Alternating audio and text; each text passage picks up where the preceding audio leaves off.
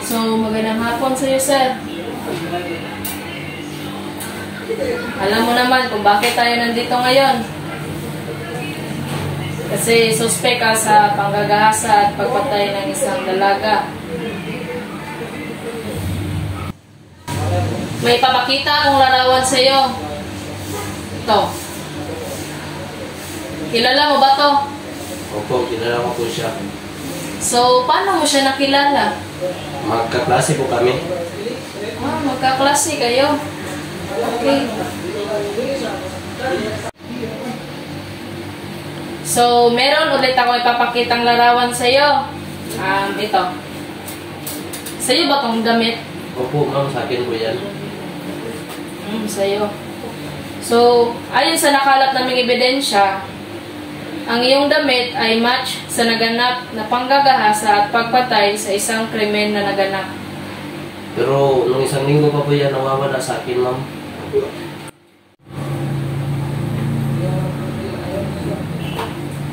Ayon sa witness na ikaw ang huling nakitang lumabas bago naganap ang isang krimen. Tama ba? Hindi po. Wala po akong kinalaman dyan. Natutulog lang po ako sa bahay. Kung ako sa iyo, umamin ka na. Hindi po talaga ako yun. Wala po talaga akong kinalaman. Pero bakit nag-match lahat ng ebidensya mo dito na ikaw talaga ang gumawa sa isang krimen na panggagahasa at pagpatay sa isang dalaga? Wala po talaga akong alam dyan, ma'am. Wala po talaga. Hindi ka talaga aamin. Wala po talaga akong kinalaman po. May kasunod ako. Ewan ko na lang kung anong gagawin niya sa iyo. Ako, mabait ako sa iyo. Ginawa ko na lahat. Makipag-cooperate ka sa akin. Pero ano sinasabi mo, hindi mo alam. Hindi ka talaga makipag-ugnayan ng maayos sa akin. Yung susunod sa akin, hindi ko alam kung anong gagawin sa iyo. Ako sa iyo, umamin ka na. Wala po talaga. Hindi po talaga ako yun. Sige, ayaw mo talagang umamin. Wala akong magagawa. Yung susunod ko na lang, ewan ko na lang talaga anong gagawin sa iyo.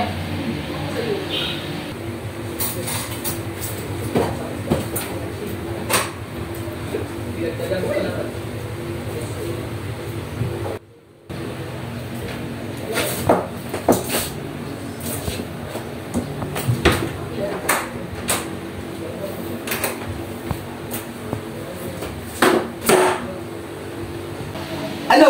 Di ka pa rin namin? Hindi po talaga ako yun, sir. Kitang-kita na nga sa ebidensya. Ikaw ang tinutukoy dito.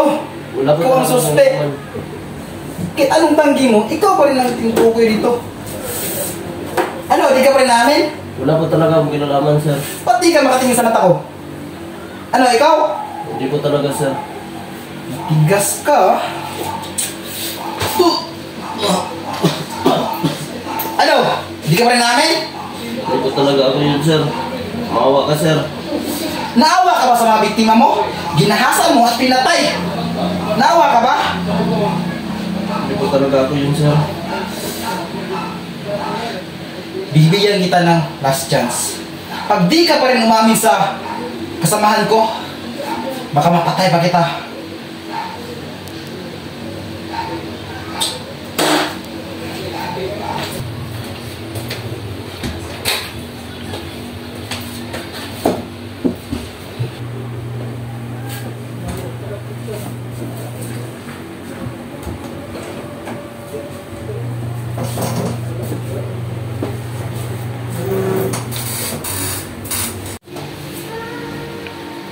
So, kumusta?